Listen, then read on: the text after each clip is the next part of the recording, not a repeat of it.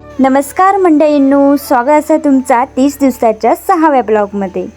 तर मंडळींनो, सगळ्यात पहिला तुमका गुढीपाडवाच्या खूप खूप शुभेच्छा।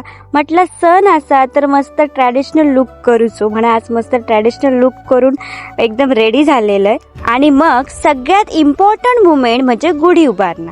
तर गुढी म्हणजेच विजयाचा आणि नव्या सुरुवातीचा प्रतीक।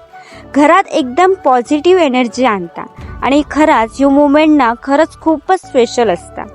तर सुरुवातीचे काही मुमेंट्स माका कॅप्चर करूक मिळाक नाही, कारण मी मुंबईवरूनच उशिरा येईलय।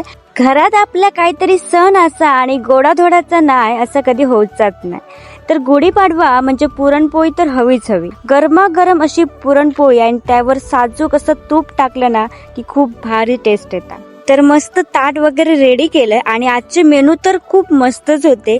तर मंडळींनो, ह्या फळ तुम्ही कधी खाल्लात काय? कमेंट मध्ये नक्की सांगा। त्यानंतर रात्री मी गेलोय कुडाळला, कारण माझं थोडं तिकडे काम होता। तर जाताना मस्त शोरमा खाल्लंय।